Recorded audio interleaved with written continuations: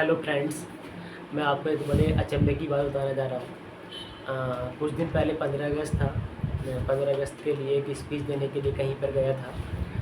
जो एंकर था, मैंने एंकर से बात करी माइक के लिए। उन्होंने मुझे मैनेजर के पास भेज दिया, मैनेजर से फिर मुझे डायरेक्टर के पास भेज दिया। बोला सर मैं स्पीच देना चाहता हूँ, प्लीज़ क्या मुझे आप माइक दे दीजिएगा। तो डायरेक्टर ने फाइनली बोला आप सिंगिंग कर सकते हैं, देशभक्ति का गीत गा सकते हैं या फिर डांस वगैरह कर सकते हैं। यहाँ पर आप स्पीच नहीं कर सकते क्योंकि हमें भी जवाब देना होता, हमारी भी सर्विस है, पता नहीं आप क्या बोल रहे हैं।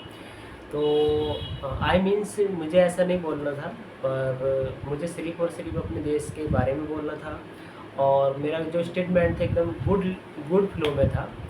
और फिर ये उससे उनसे जब मैंने ये बात सुनी, मुझे बोलने तक नहीं दिया। जब मुझे लगा हमें केवल और केवल आज़ादी अंग्रेज़ों से मिली है, इन काले लोगों से नहीं। तो फिर मैंने भी उनसे बोल दिया, बोला आप अभी बड़ी बड़ी बातें कर रहे थे, हम सब लोग आज़ाद हैं अपनी तरीके के, अपनी इच्छा से हम कुछ भी कर सकते हैं, बोल सकते हैं, खा सकते हैं, पी सकते हैं, घूम सकते हैं, कहीं पर भी जा सकते हैं। तो मैं उनसे बोला ये चीज़ें तो बाद में होंगी, पहले आप मुझे बोलने तो दीजिए। मुझे बोलने तक नहीं दिया। और वहाँ पर जो मीडिया है, मैं सब मीडिया बड़ा अच्छा समझता था, एक चौथा स्तंभ माना जाता है मीडिया।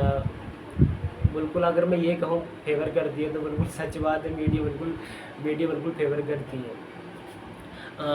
जो फ्रीडम फाइटर हुआ करते थे आज़ादी के टाइम पर, उन्होंने हमें उनका जो मिशन था, जैसे देश में सुख समृद्धि लाना, देश को आगे बढ़ाना और डेवलपमेंट की ओर लेकर जाना।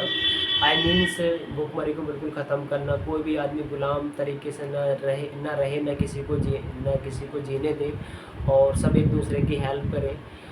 और आई मीन्स एकता कायम रहे, सुख शांति कायम रहे हमारे वतन में। उनकी ऐसी सोच थी। सत्ताधारी लोगों ने और जो मंत्री हैं, 78 साल होने के बावजूद भी आज भी उनका कोई मिशन पूरा नहीं हुआ है, कोई कामयाब नहीं हुआ है। इन्होंने अपना काम बखूबी से नहीं किया, ये बड़े शेम की बात है। I am very guilty feel and एक छोटा सा काम पड़ता है तो हम लोग इनके अधिकारियों के कार्यालयों में 10 से 12 चक्कर काटने पड़ते हैं। बड़ी मुशक्क़त के बाद में वो काम हो पाता है, पैसा वैसा देकर ठीक से वो फाइनली काम भी नहीं हो पाता है।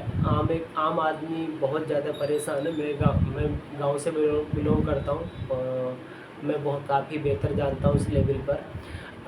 एक राजीव दीक्षित की रिपोर्ट है, उन्होंने कहा था हमारे देश की जो जनता है कम से कम 200 हज़ार लाख करोड़ रुपीस पे करती है वो टैक्स का, और कम से कम 200 लाख करोड़ रुपीज़ योजनाओं में लगाया जाता है। बचे 1800 लाख करोड़ रुपीज़ ये अपने आप में स्पेंड करते हैं, अपने आप खा लेते हैं। और कम से कम जीडीपी का 86% पैसा स्विट्ज़रलैंड बैंक में जमा इन आउट ऑफ इंडिया।